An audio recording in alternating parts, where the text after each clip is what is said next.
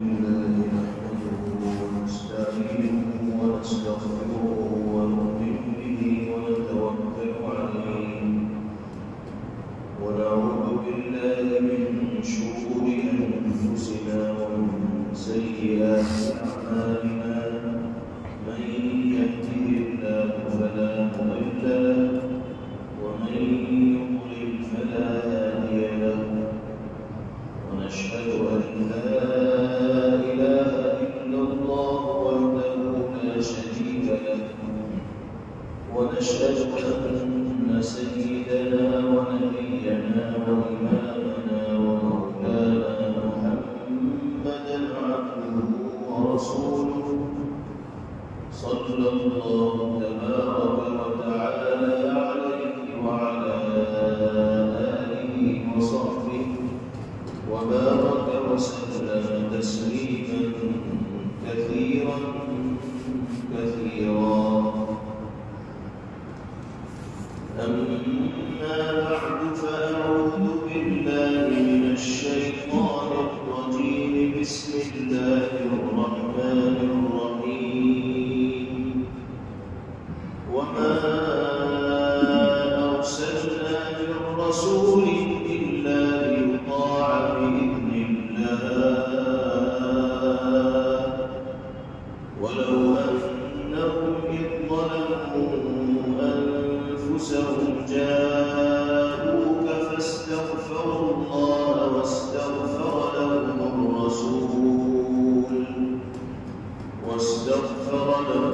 الرسول لوجدوا الله توابا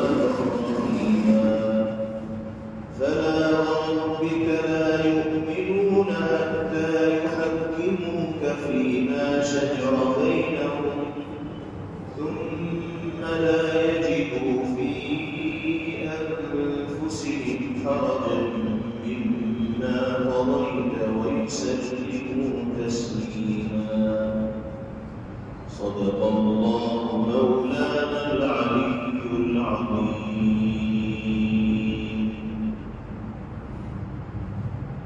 ان آیات مبارکہ میں بھی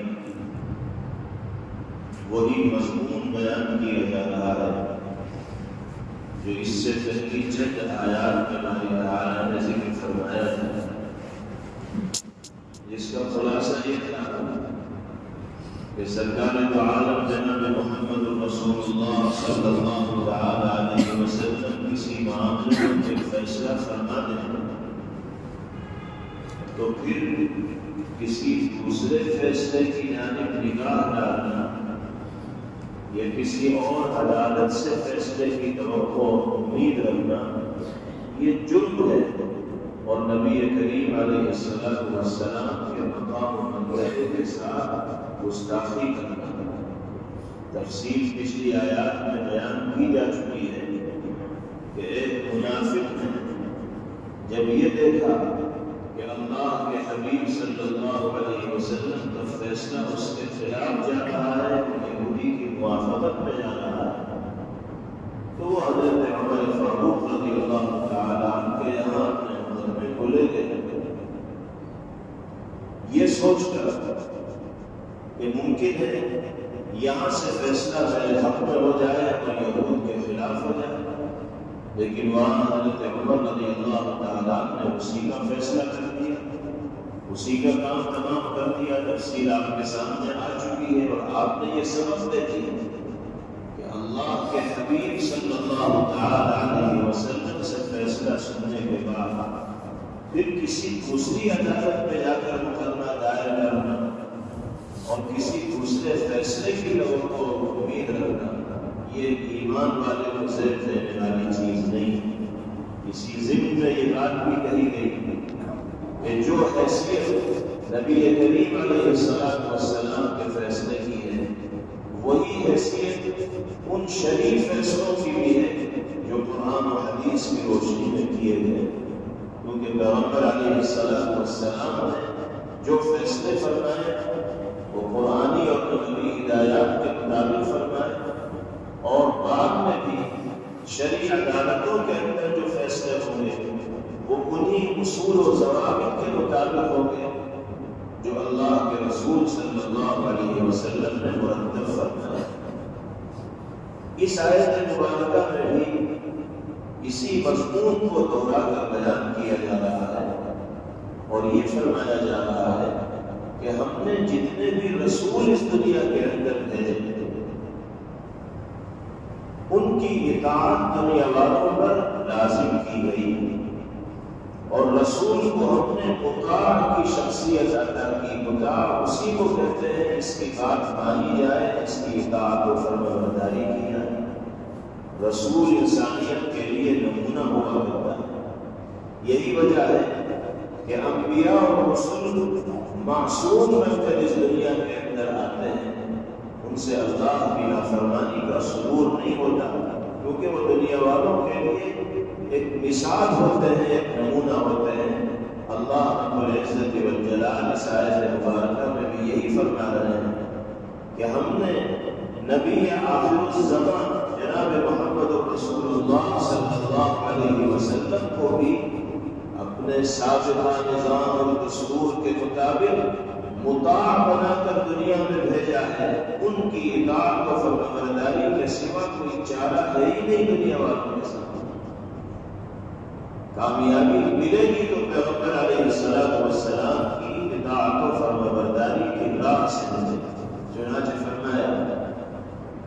وَمَا أَرْسَلْنَا مِن رَّسُولٍ إِلَّا لِيُطَاعَ بِإِذْنِ اللَّهِ، اور ہم نے کوئی رسول اس کے سوا کسی اور مقصد کے لیے نہیں بھیجا کہ اللہ کے حکم سے اس کی اطاعت کی جائے۔ اس کے بعد آیت مبارکہ کے اگلے جزء میں جناب رسول اللہ صلی اللہ علیہ وسلم کی ایک جلالت شان کو اور عظمت مقام کو بیان کیا جا رہا ہے۔ پیغمبر علیہ السلام محبوب رب کائنات تھے۔ اللہ کی بارگاہ میں سرکار دو عالم صلی اللہ تعالی علیہ وسلم کی دعائیں مقبول ہوتی تھی۔ جس کے حق میں آپ سفارش فرما دیا کرتے تھے وہ شفاعت بھی بارگاہ الہی میں قبول کی جاتی۔ روز محشر بھی شفاعت اور سفارش کا اذن اور اجازت اگر کسی کو ملے گی تو وہ نبی کریم علیہ السلام کو ملے گی۔ حضور پاک علیہ السلام جب تک دنیا میں موجود تھے اور لوگوں کے درمیان تھے تو پریشان حال لوگ آپ کی خدمت میں حاضر ہوتے تھے،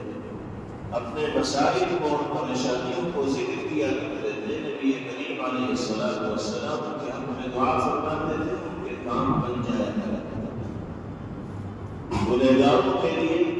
اللہ کی بارگاہ میں مغفرت کے سواری بنتے تھے، باری تعالیٰ ان کے لیے پروانہ مغفرت جاری کر دیا گیا۔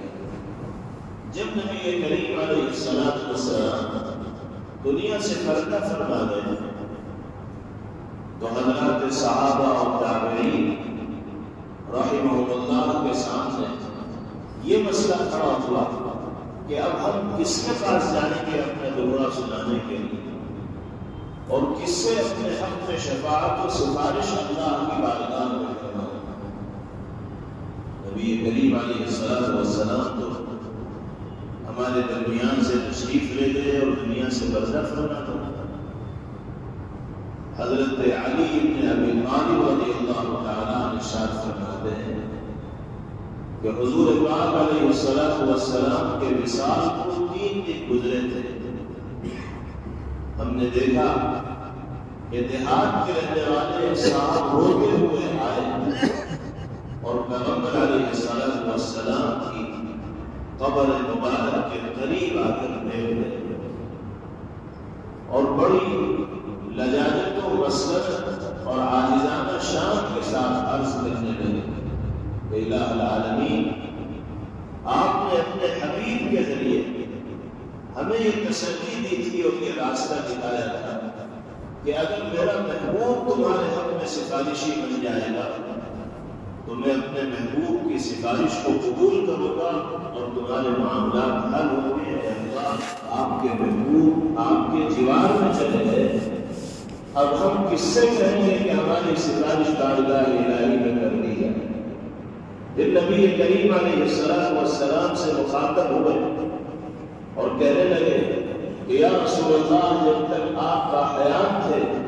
تو آپ کے پاس آ کر اپنا دکھڑا بیان کر دیا کرتے تھے، آج ہم اپنے گناہوں کے بوجھ تلے دبے جا رہے ہیں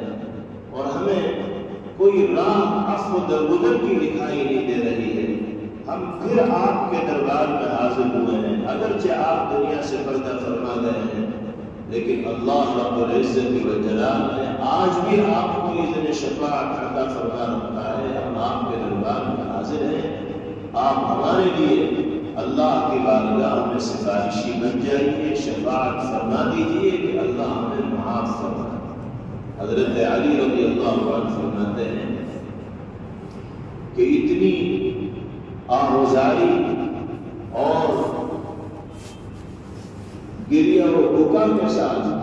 پیغمبر علیہ السلام کے قبر اطہر پر وہ سوال کرتے رہے،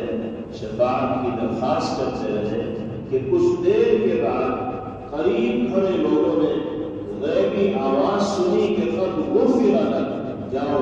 اللہ کی جانب سے تمہارے لیے مغفرت کا اور معافی کا پروانہ جاری کر دیا۔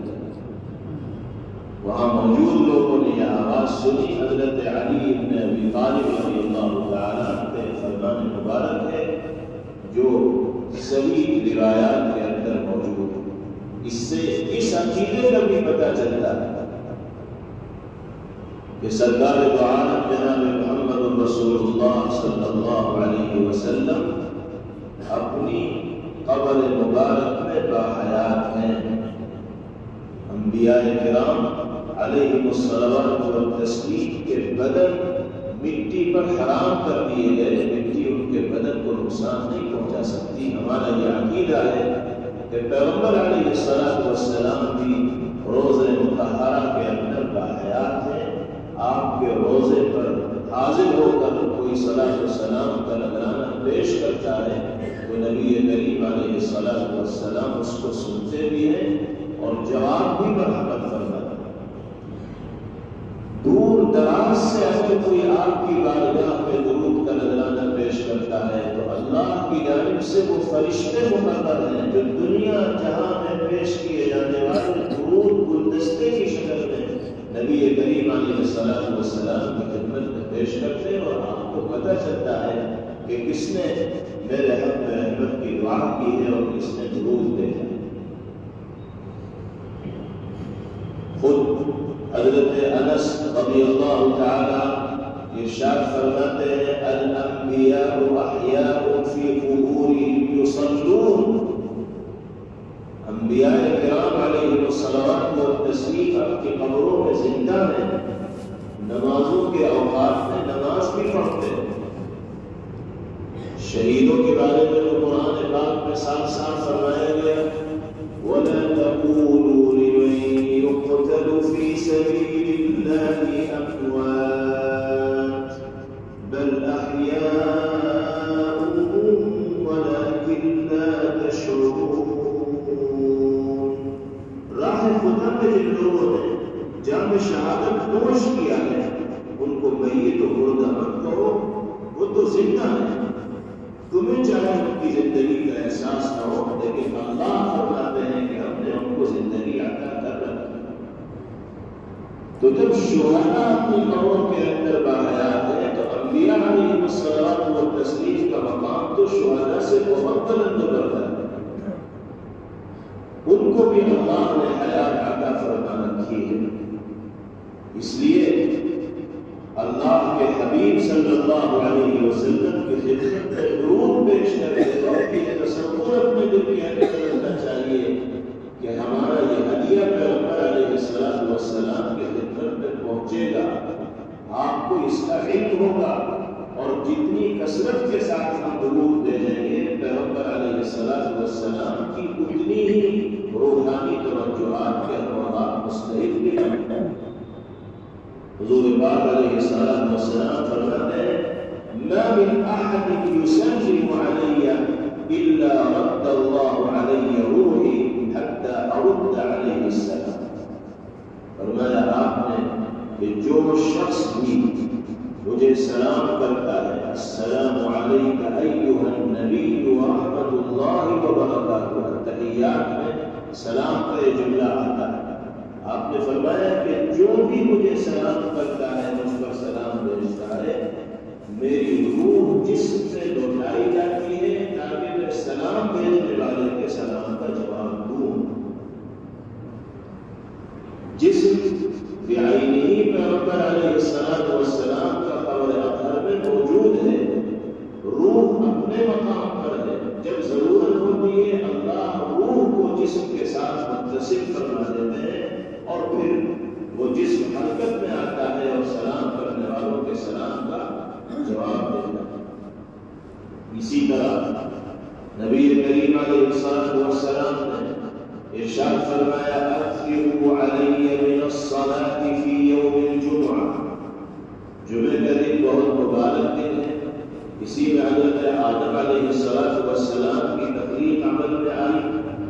اسی دن حضرت آدم علیہ السلام کو دنیا میں بھیجا گیا۔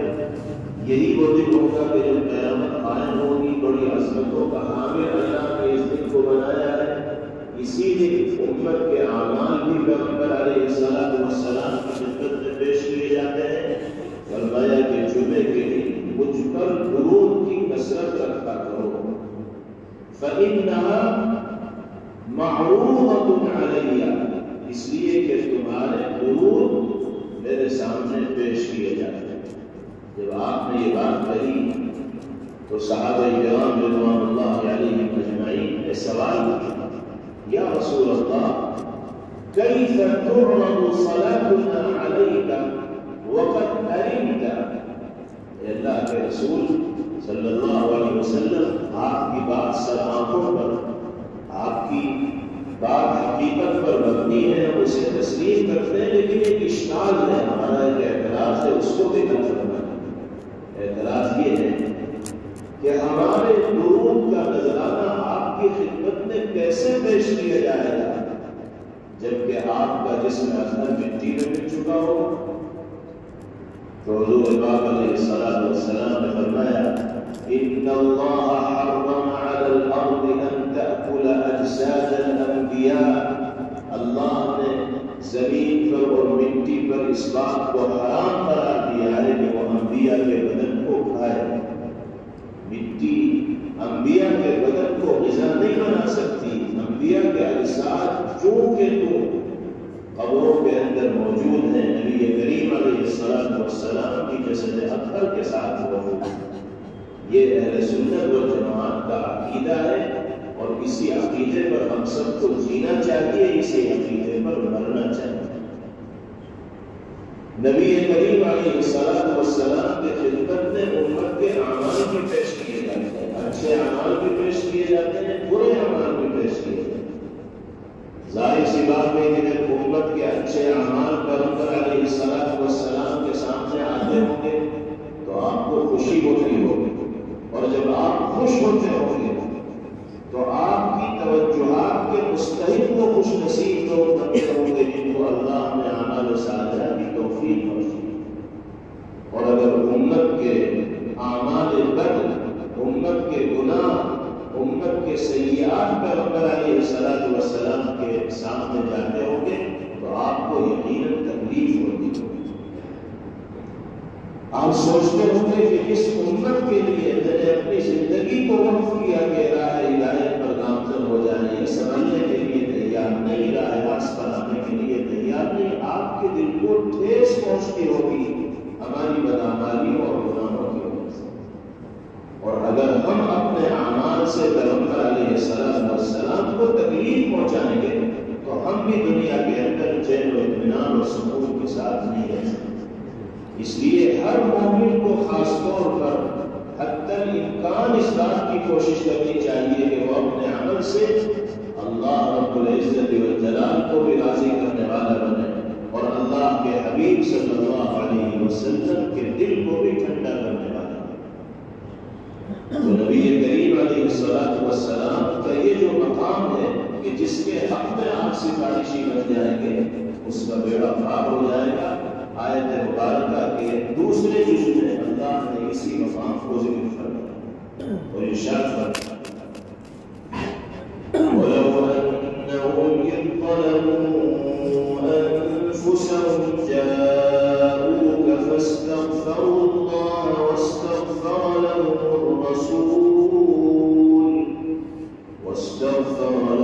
الرَّسُولُ لَوَجَدُوا اللَّهَ تَوَّابًا رَحِيمًا۔ اور جب ان لوگوں نے اپنے جانوں پر ظلم کیا، اگر یہ اس وقت آپ کے پاس آ کر اللہ سے معافی طلب کر لیتے اور آپ بھی ان کے لیے مغفرت کی دعا فرما دیتے تو یہ اللہ کو بہت معاف کرنے والے اور بڑا مہربان بنا۔ اشارہ اسی واقعے کی جانب ہے جو پچھلی آیت کے ذکر میں کل آپ کے سامنے عرض کیا گیا۔ وہ منافق جس نے پیغمبر علیہ السلام کے فیصلے کو تسلیم کرنے میں آناکانی کی تھی اور حضرت عمر رضی اللہ عنہ کے پاس چلا گیا تھا تاکہ دوسرا فیصلہ اس کے سامنے آ جائے، ایسے لوگوں کے بارے میں اللہ فرما رہے ہیں کہ اگر یہ کہیں اور جانے کے بجائے اپنے جرم کا اقرار کر کے نبی پاک علیہ السلام ہی کے پاس آ جاتے اور ان سے معافی کے طالب بن جاتے اور وہ ہم سے سفارش کرتے تھے تو ہم تو وہیں کا معاملہ حل کر دیتے ہیں، کہیں اور جانے کی ضرورت ہی نہ پیش آئے۔ اس کے بعد اگلی آیت مبارکہ میں بھی اسی مضمون کو مزید تاکید کے ساتھ بیان کیا جا رہا ہے اور دنیا میں بسنے والے اہل ایمان کو مخاطب کر کے یہ کہا جا رہا ہے کہ اس وقت تک تم سب کے ایمان پر کمال کی مہر نہیں لگے گی جب تک کہ تم شریعت و سنت کے مطابق ہونے والے فیصلوں کو دل سے تسلیم کرنے والے نہیں بنو۔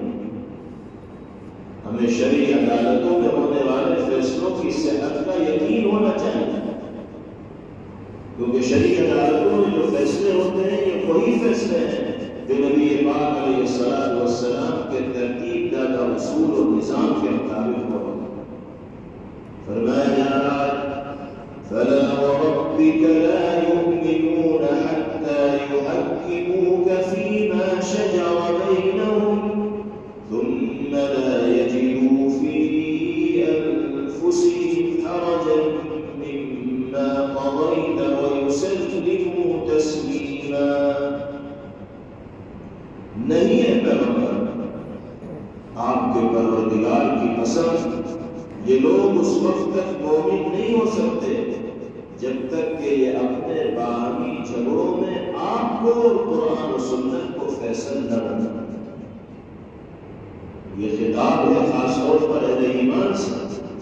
کہ ہمارے ایمان پر اس وقت تک کمال کی مہر نہیں لگ سکتی جب تک کہ ہم اپنے تمام نسائی معاملات میں، اختلافی معاملات میں قرآن و سنت کو فیصل نہ بنا۔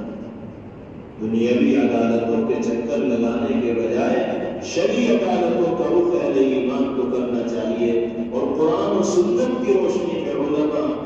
قضاء، مفتیان کرام جو فیصلہ کریں اس فیصلے کے سامنے سر تسلیم خم کرنا چاہیے۔ ہم نے پہلے بھی یہ بات کہی تھی کہ شرعی عدالتوں میں ہونے والے فیصلوں میں دونوں فریق جیتتے ہیں۔ جس کے حق میں فیصلہ ہوا وہ تو جیتا ہے ہی، جس کے خلاف فیصلہ ہوا اور اس نے بخوشی اس فیصلے کو تسلیم کیا کیونکہ قرآن کا فیصلہ ہے تو وہ بھی ہارا ہوا نہیں ہے بلکہ جیتا ہوا۔ یہی ہدایت اللہ دے رہا ہے کہ یہ لوگ اس وقت تک مومن نہیں ہو سکتے جب تک کہ اپنے باہمی جھگڑوں میں آپ کو فیصل نہ کریں۔ پھر آپ جو کچھ فیصلہ کریں اس کے بارے میں اپنے دلوں میں کوئی تنگی بھی محسوس نہ کریں۔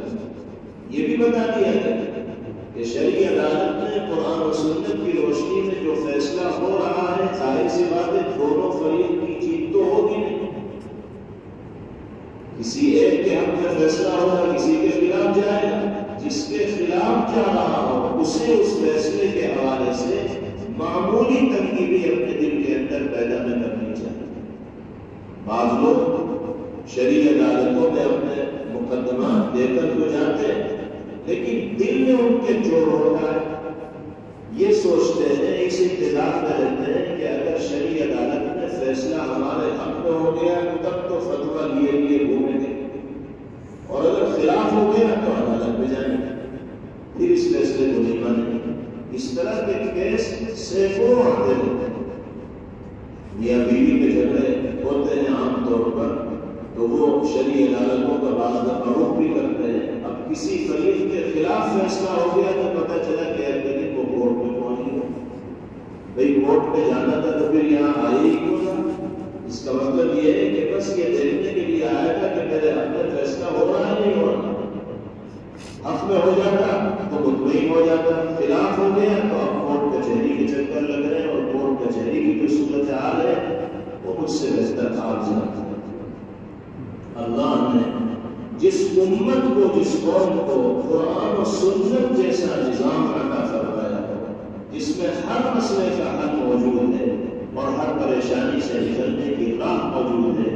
اس قوم کے افراد قرآن و سنت جیسے خوبصورت نظام کو چھوڑ کر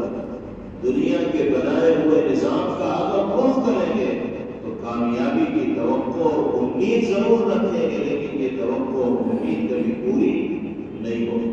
ہم سب کو ہر حال میں قرآن و سنت سے رجوع کرنے کا مزاج بنانا چاہیے، اپنے سماج میں، اپنی قوم میں، اپنے بھائیوں میں، اپنے محلے میں اسی چیز کو رواج دینا چاہیے کہ کسی طرح کا بھی کوئی نظام پیش آئے تو سب سے پہلے قرآن و سنت کی روشنی میں اسے حل کرنے کی کوشش ہوتی ہے۔ اس کے بعد اگلی آیت مبارکہ میں مسلمانوں سے یہ کہا جا رہا ہے کہ تمہیں تو اللہ کا شکر ادا کرنا چاہیے کہ نبی پاک محمد عربی صلی اللہ علیہ وسلم جیسا جلیل القدر اور عظیم المرتبہ انسان رہنمائی و ہدایت کے لیے تمہیں عطا کر دیا۔ ان کے ذریعے سے وہ شریعت تمہیں عطا کی گئی جس پر عمل انتہائی آسان ہے، اور شرعی احکامات میں سے کوئی ایک حکم بھی ایسا نہیں ہے کہ جس پر عمل انسان کے لیے دشوار اور مشکل ہو۔ آپ ایسے لے کر زیڈ تک نگاہ ڈال دیجیے، الف سے لے کر یا تک احکامات شرعیت کو ٹٹول دیجیے، کوئی ایک حکم شرعی بھی ایسا نہیں ہے کہ جس پر عمل انسان کے لیے مشکل ہو۔ اللہ نے تو قرآن پاک میں ضابطہ بیان فرما دیا، لا يكلف الله نفسا الا وسعها، اللہ انسان کو اس کی طاقت اور وسعت کے بقدر ہی مکلف بناتے ہیں۔ کسی انسان پر اللہ اس کی طاقت سے زیادہ بوجھ ڈالتے ہی نہیں۔ کوئی حکم باری تعالیٰ کی طرف سے ایسا دیا ہی نہیں جاتا کہ جس پر عمل انسان کے لیے دشوار ہو جائے، اس کی ہمت و طاقت سے باہر ہو۔ اللہ کے حبیب صلی اللہ علیہ وسلم کے ذریعے جو نظام شریعت عطا کیا گیا وہ آسان، اللہ نے یاد دلایا ہے قرآن نظام کو۔ انبیاء سابقین کی شریعتوں میں بہت سے احکامات اتنے سخت تھے کہ آج اگر ہم ان کا تصور بھی کر لیتے ہیں تو حیرت ہوتی ہے کہ کیسی سختی کے ساتھ ان لوگوں کو احکام شریعت کا پابند بن کر زندگی گزارنے کی تاکید کی گئی تھی، اور کتنی دشواریاں ان کے لیے پیش آتی ہیں۔ مثال کے طور پر سابقہ شریعتوں میں ایک حکم یہ تھا کہ اگر کسی کے کپڑے پر کوئی ناپاکی لگ جائے تو اس کپڑے کو پاک کرنے کی اب کوئی شکل نہیں ہے، اب تو قینچی سے اس حصے کو کاٹ کر دے نہیں پڑے۔ بتائیے کتنا سخت حکم تھا، ناپاکی تو لگی جانے لگتی ہے، نئے کپڑے میں ناپاکی لگ گئی تو اسے قینچی سے کاٹ کے پھینکو، اب وہ قابل استعمال نہیں ہے۔ بعض معاملات میں شریعت کا حکم یہ تھا کہ ایک دوسرے کو قتل کرنا پڑے گا، اتنے سخت احکامات تھے، لیکن نبی کریم علیہ الصلوۃ والسلام کے ذریعے جو شریعت امت مسلمہ کو عطا کی گئی اس میں سہولت ہی سہولت ہے، آسانیاں ہی آسانیاں ہیں، اور کوئی حکم ایسا نہیں ہے کہ جس پر عمل انسان کے لیے دشوار ہو۔ اللہ نے اسی کو یاد دلایا ہے، اتنی سہولیات کے باوجود بھی اگر ہم شریعت و سنت پر عمل نہیں کریں گے تو اس کو محبوبی کے سوا کچھ نہیں کہا جائے۔ فرمایا گیا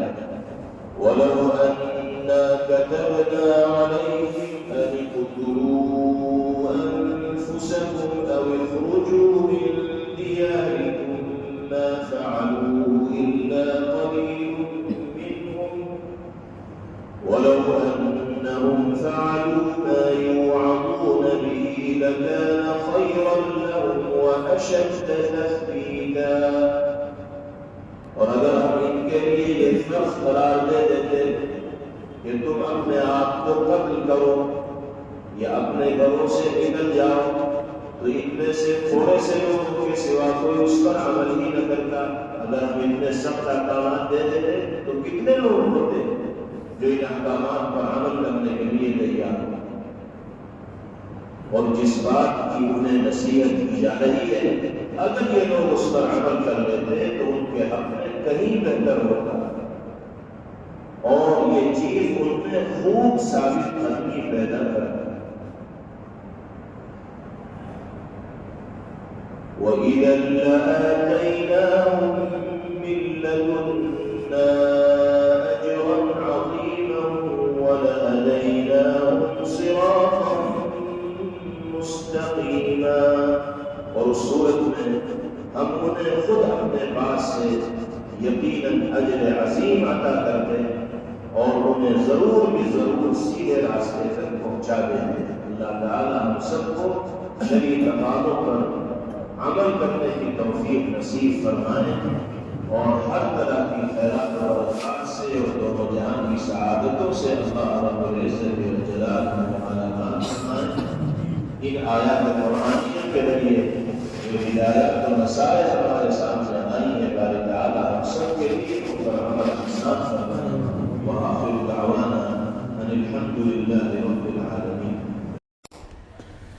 Thanks for watching. Don't forget to like, comment, share and subscribe to Al Wahid channel.